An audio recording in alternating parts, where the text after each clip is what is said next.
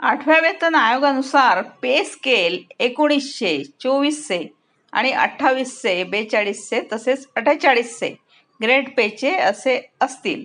सुधारित मूळ वेतन गणना कशी असेल ते आता आपण पाहूया.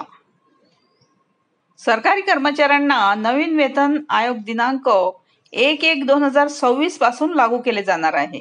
आता सदर वेतन आयोगामध्ये किमान व कमाल फिटमेंट फॅक्टर नुसार मूळ वेतनामध्ये किती वाढ होईल याबाबतची माहिती या व्हिडिओमध्ये आपण जाणून घेऊयात.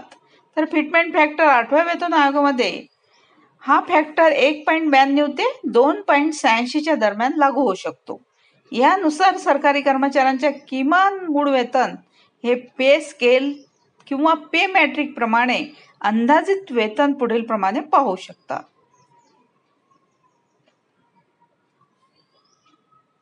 आता वरील नमूद फिटमेंट फॅक्टर प्रमाणे किमान मूळ वेतनामध्ये 8,000 रुपये इतकी वाढ होईल.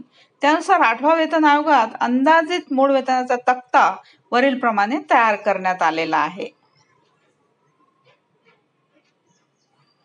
तर इतर भत्ते मिळणार ही मोठी वाढ वेतन आयोग बदलल्यानंतर 8वा वेतन लागल्यानंतर इतर देय भत्त्यामध्ये वाढ होते, परंतु महागाई भत्ता हा परत 0% इतका होतो.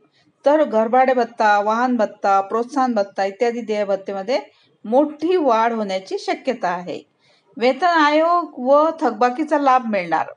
सरकारी कर्मचाऱ्यांना दिनांक 1/1/26 पासून नवीन वेतन आयोग लागू करण्यात येणार असल्याने 8वा वेतन आयोग प्रत्यक्ष केव्हापासूनही लागू केला तरी दिनांक 1 जानेवारी 2026 पासून पूर्वलक्षी प्रभावाने थकबाकीसह वेतनाचा लाभ मिळेल. थँक्यू.